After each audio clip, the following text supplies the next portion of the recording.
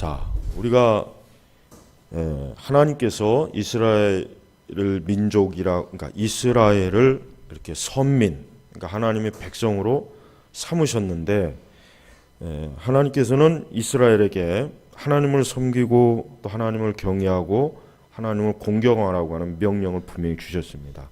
그런데 한 개 중요한 게 있습니다. 하나님께서는 그 이스라엘에게 뭡니까? 하나님에 관한 어떠한 형상도 만들지 못하게 아주 못을 박았어요. 그래서 십계명 1계명도 그렇지만 2계명도 그렇고 일체 어떠한 형상도 만들지 말라고 했어요. 자, 그렇다면은 한 가지 중요한 문제가 있습니다. 인간은 어떤 종교적인 그 갈망이 있을 때 그 종교적인 갈망을 쏟을 수 있는 뭔가 대상을 항상 구해요. 예외가 없습니다.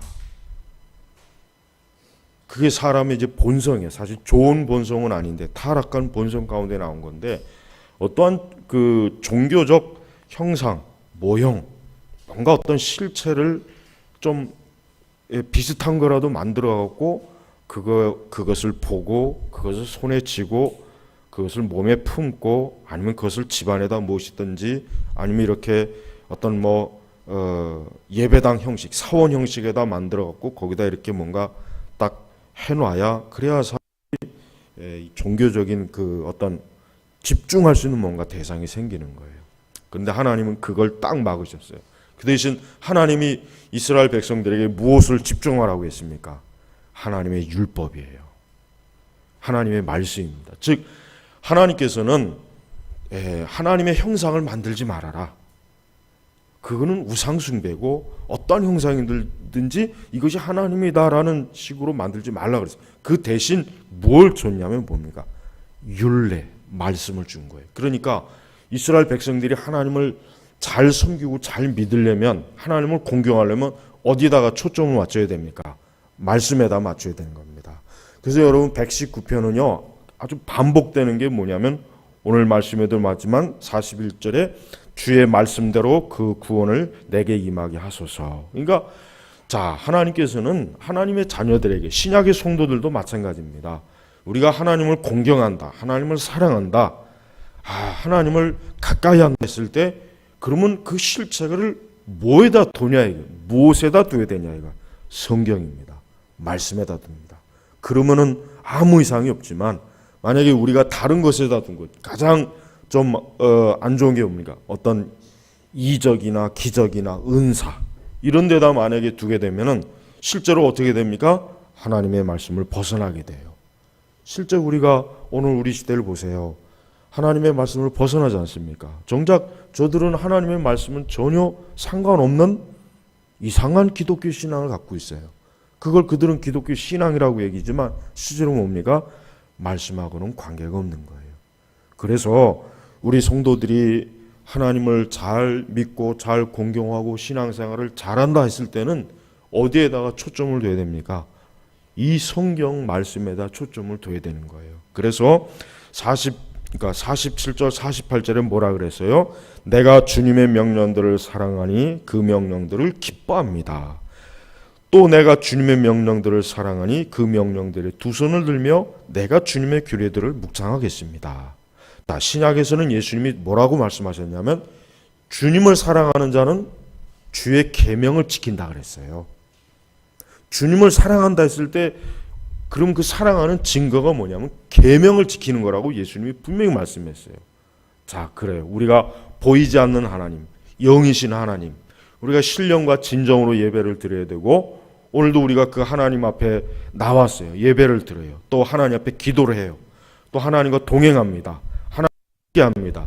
그런 모든 표현들과 모든 그 믿음의 실체의 중심, 초점은 어디다 둬야 되냐면은 하나님의 말씀에다 둬야 되는 거예요.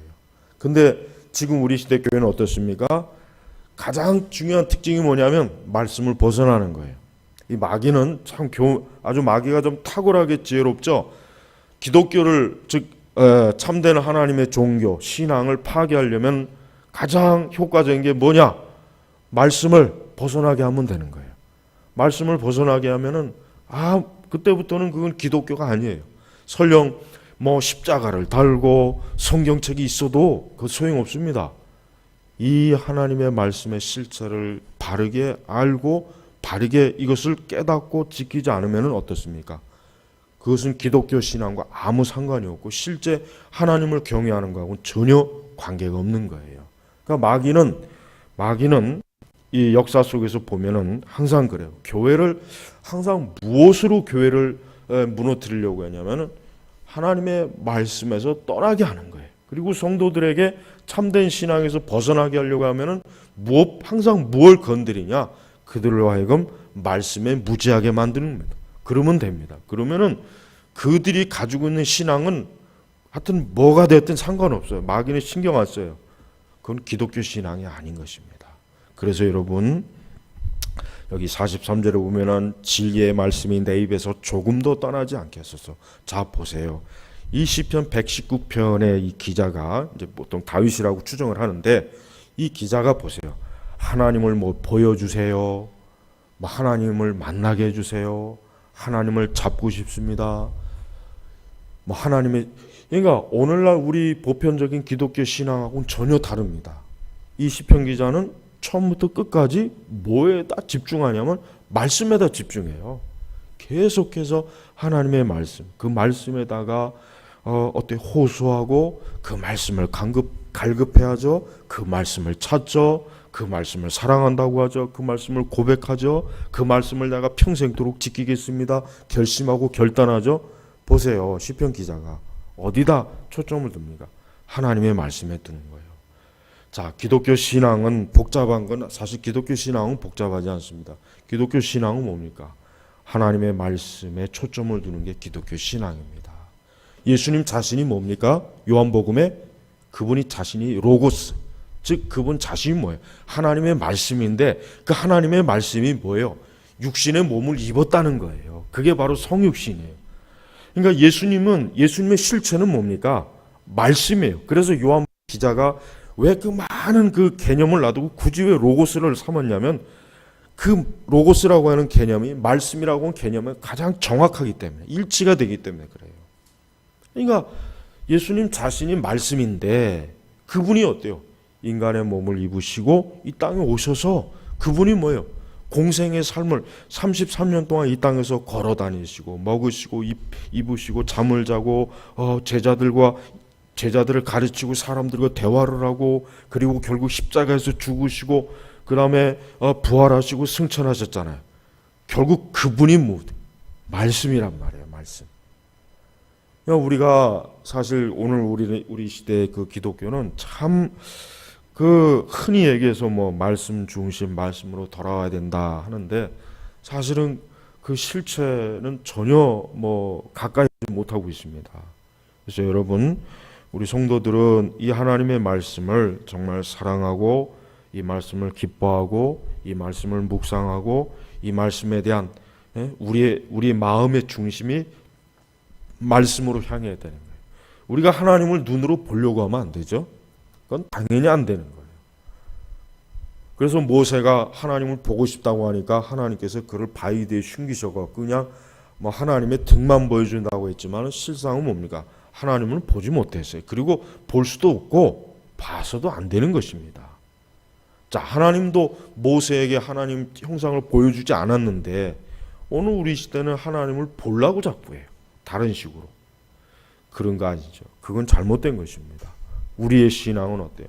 항상 하나님의 말씀을 내게서 가까이 하는 거예요. 그래서 40절에도 보니까 진리의 말씀이 조금도 떠나지 않게 하소서. 이는 내가 소망을 주님의 법규들에 두었기 때문입니다. 그래요. 나의 소망. 우리 성도들의 소망.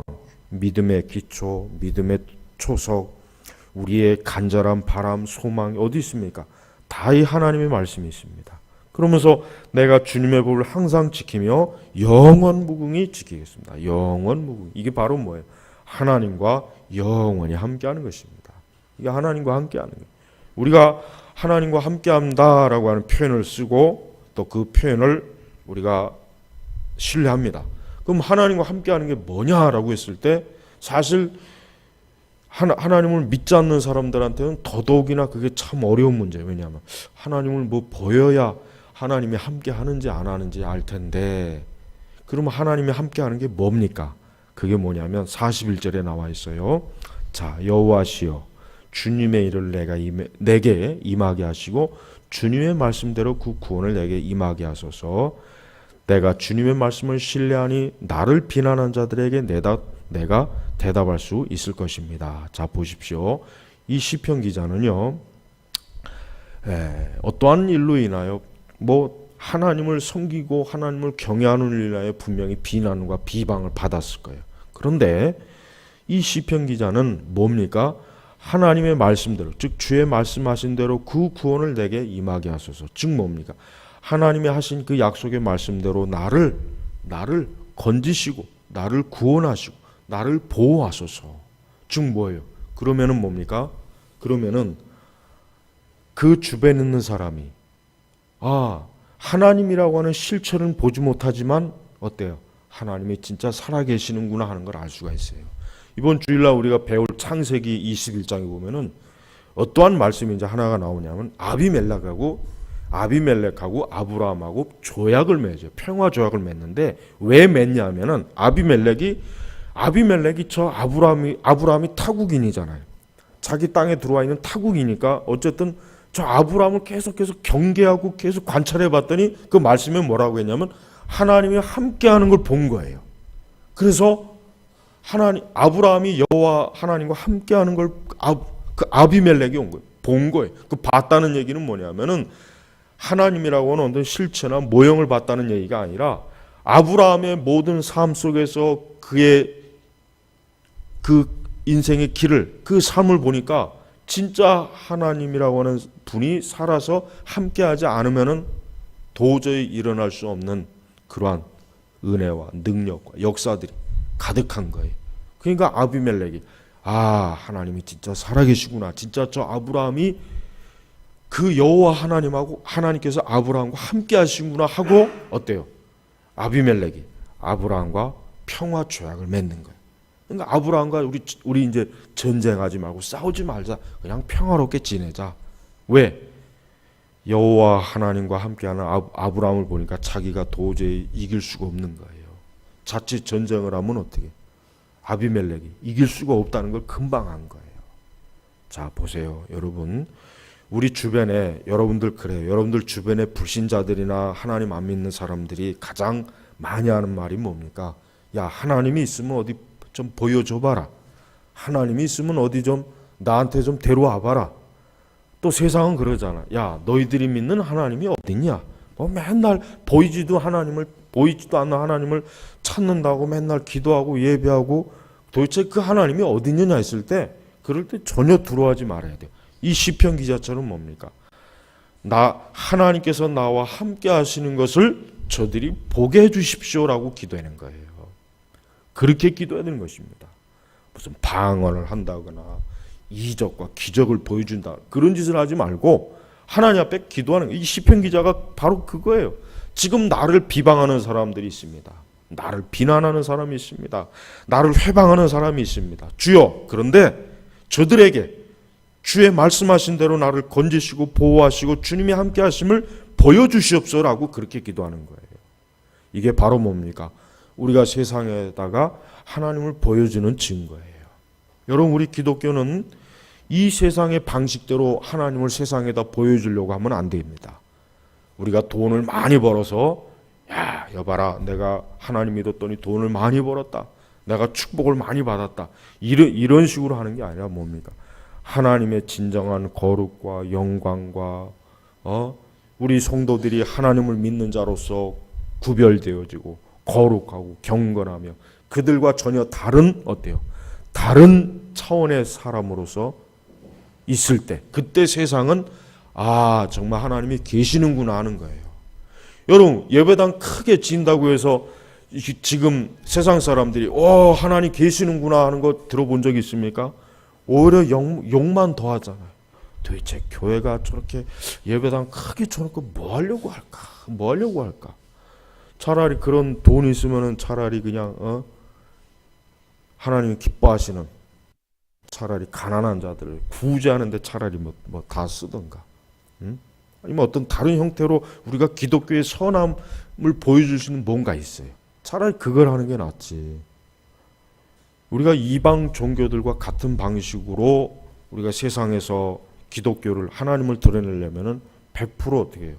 우리는 집니다. 이길 수가 없어요. 이 시편 기자는요, 자기를 비난하는 자들에게 자기가 하나님을 믿고 하나님 말씀을 의지하고 그 말씀대로 하나님이 살아계심을 어때요? 그 비난하는 자들에게 보여주면은, 그러면은 어때요? 그를 비난하는 자들에게 내가 대답할 수 있을 것입니다. 내가 대답할 수 있을 것입니다. 자, 봐라. 보이지 않는 하나님, 유일하신 하나님이 살아계시지 않느냐? 여러분, 우리 신앙은요, 복잡할 거 없어요. 우리 기독교 신앙은 사실 복잡할 것, 어려울 게 없습니다.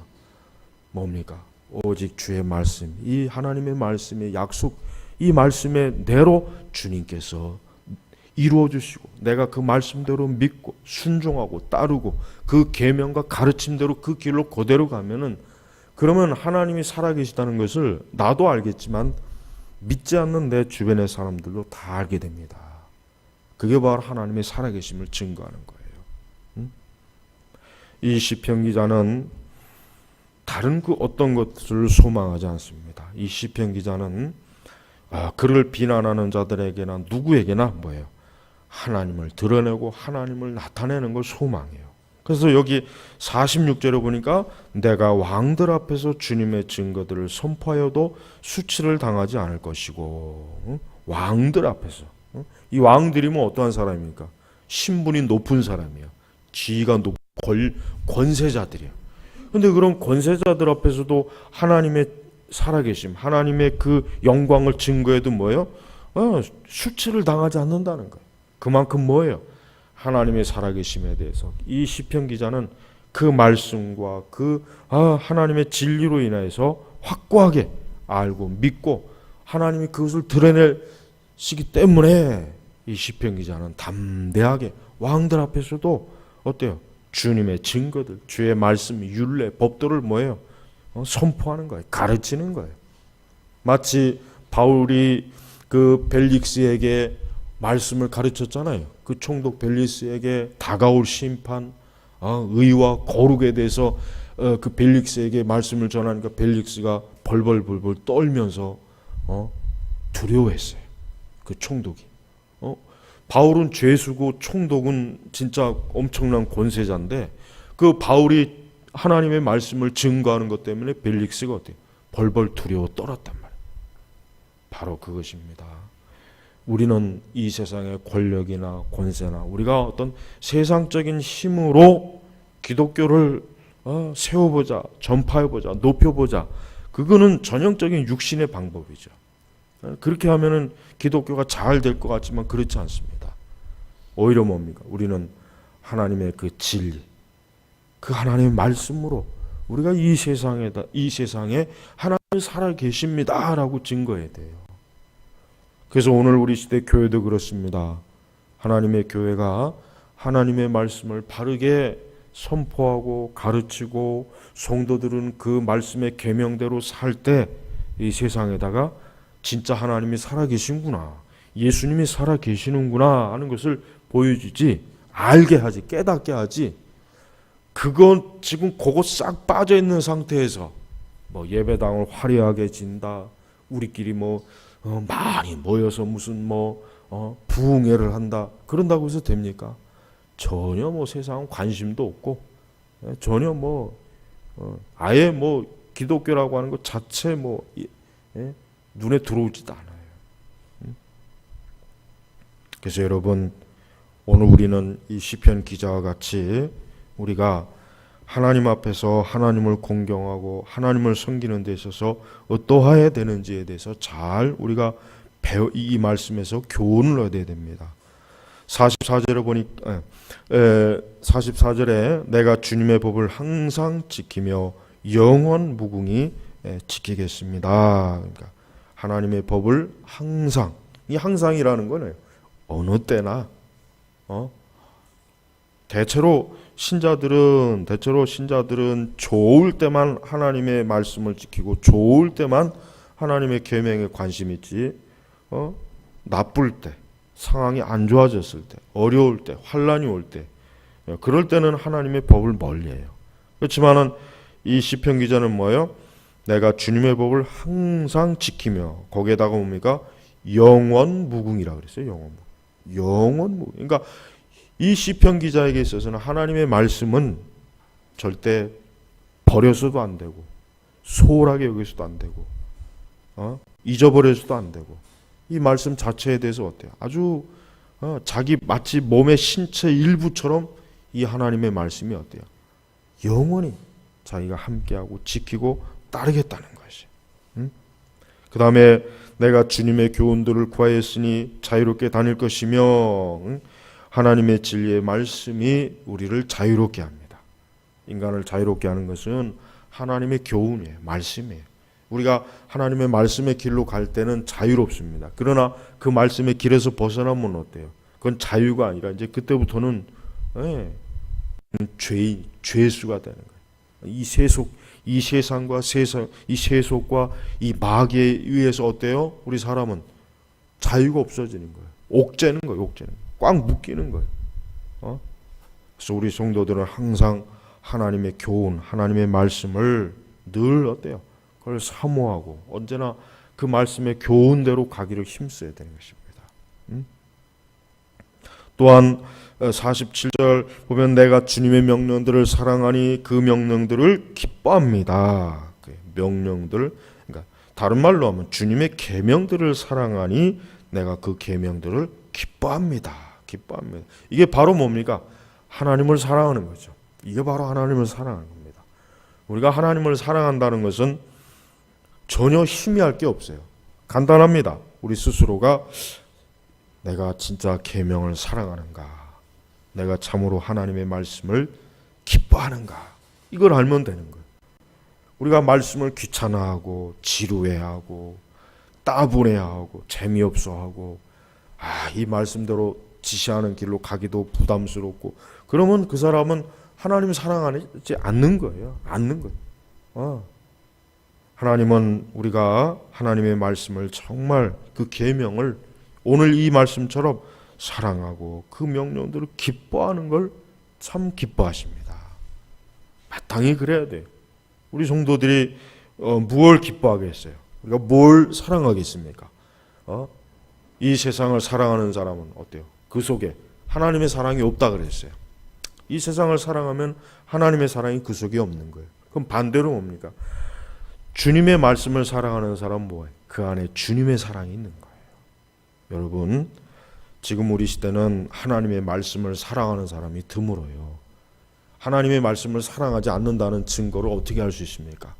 말씀에 무지한 거. 바로 그게 증거예요. 그게. 말씀을 사랑하면은 항상 이 성경 말씀이 무엇인가라고 살펴볼 것이고 그 말씀을 연구할 것이고 그 말씀에 대해서 더 그 교훈이 무엇인가 그럴 텐데 말씀을 사랑하지 않으니까 말씀을 전혀 관심이 없는 관심이. 그러니까 하나님의 말씀의 이 무지가 결국 뭐예요? 하나님을 사랑하지 않는다는 증거입니다. 이건 굉장히 심각한 거예요. 어떤 사람은 나는 말씀을 잘 모르지만 나는 하나님을 사랑합니다 하는 사람도 많아요. 그건 가짜입니다. 그건 정말 가짜예요. 그거는 자기 스스로가 너무 모르는 거예요. 속는 거예요. 예수님은 분명히 나의 계명을 지키는 자라야 나를 사랑하는 자라. 그러려면 계명을 지키려면 어떻게 되겠어요? 계명을 알아야 지키죠. 나라에서 법규를 만드는 것은 뭐예요? 그 법규를 알고 지키라는 뜻인데 그 법규를 전혀 모르고 나는 나라를 사랑합니다 하면은 그건 말이 안 되잖아요. 그렇죠? 하나님을 사랑한다 했을 때는 뭐예요? 하나님의 계명을 알아야 되고 지켜야 됩니다. 이건 사실 참 굉장히 간단한 거지만 실제로 참 많은 우리 교회에 다니는 신자들이 참 하나님 말씀에 무지한 게 지금 너무 심각해요. 성경이 그렇게 많고 성경에 관련된 그 보조 연구 자료가 엄청나게 많은데도 불구하고 어떻게 가면 갈수록 더 무지해요. 참 희한하죠. 옛날 성도보다 훨씬 무지. 옛날 성도들은 그래도 성경을 그래도 많이 읽기라도 했지, 많이. 근데 지금은 또 성경도 잘 안 읽고 또 성경에 대해서 잘 알고 싶어하는 마음도 없고, 이것보다는 그냥 아주 은사, 어떤 체험, 어떤 여기에 더 많이 치중하죠. 여기에 더. 그러니까 여러분, 오순절 은사주의는 참 이건 해로운 거예요. 그게 자꾸 세지면 세질수록 실제로 교회는 어때요? 하나님 말씀을 자꾸 벗어납니다. 목회자들이 그 말도 안 되는 잘못된 설교를 하는데도 잘 모르고, 그걸 잘 말씀으로 잘 분별하지 못한다면 그건 큰 문제라고요. 큰 문제란 말이에요. 48절에 내가 또 내가 주님의 명령들을 사랑하니, 또 반복합니다.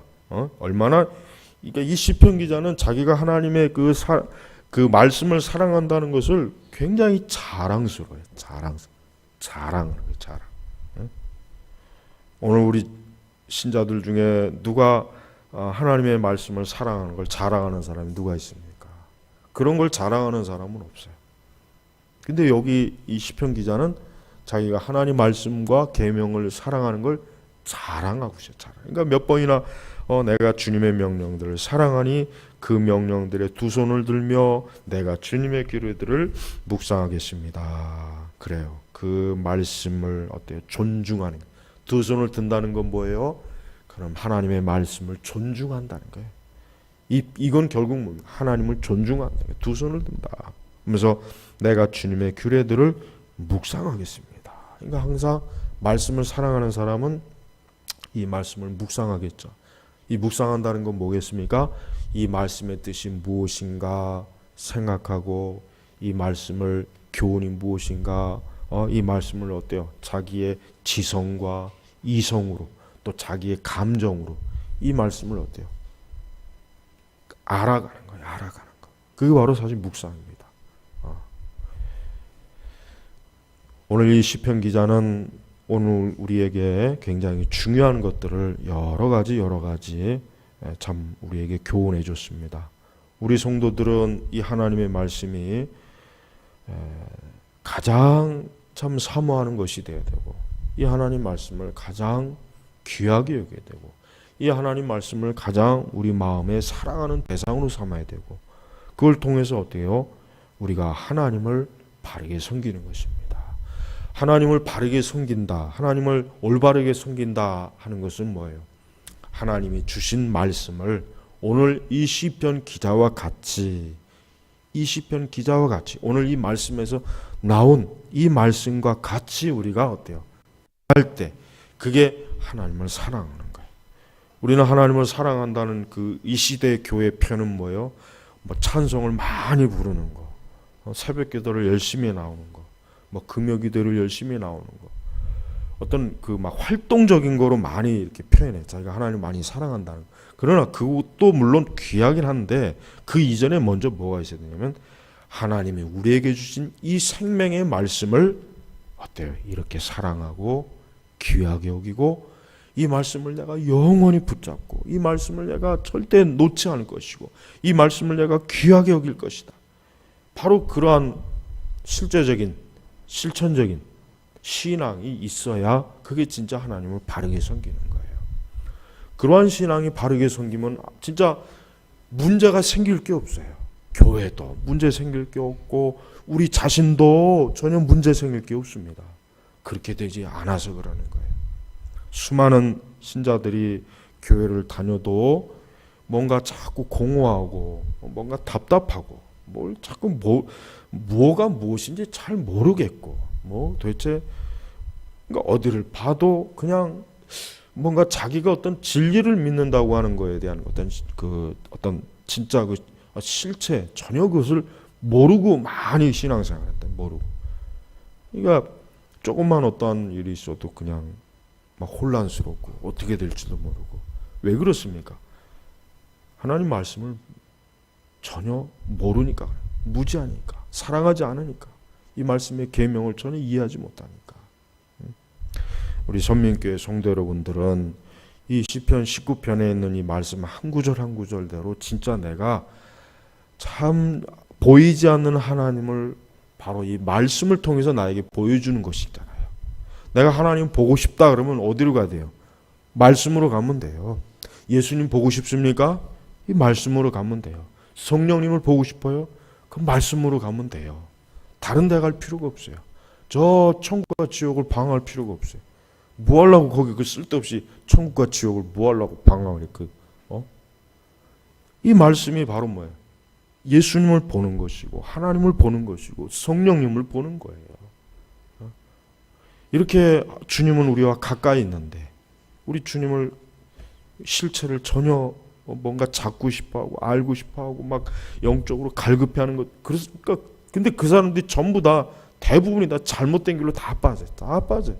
이단에 빠지기도 하고 아주 그냥 극단적 은사주에 빠지기도 하고. 우리 주님은 멀리 계신 분이 아니라 오늘 이 말씀을 통해서 우리와 함께 하시고 우리와 교제하시고 우리에게 보여주시는 것이란 말이에요. 그러니 여러분 다시 한번 이 말씀을 통해서 주님의 실체를 분명하게 보고 믿음 생활하시길 주의 이름으로 축복합니다. 하나님 아버지 감사합니다. 오늘 이 시편 119편의 이 말씀대로 우리가 우리에게 주신 이 생명의 말씀, 이 교훈, 명령, 계명, 이 모든 것들이 지금 우리 앞에 활짝 펴 있는데도 우리가 혹시라도 허망한 것을 보고 싶어하고 체험하고 싶어하고 뭔가 이상한 더 어떤 잘못된 신앙에 빠져서 혹시라도 참 그릇된 길로 가지 않을까 참 두렵습니다. 아버지 하나님, 오늘 우리에게 주신 우리 앞에 주신 이 귀한 하나님의 말씀을 통해서 주님을 만나고 주님과 함께하고 주님과 동행하고 또 세상에 주님을 드러내 볼 수 있는 그런 신앙으로 제가 바르게 서도록 이끌어 주시옵소서. 감사하며 우리 주 예수님의 이름으로 기도 올렸습니다. 아멘.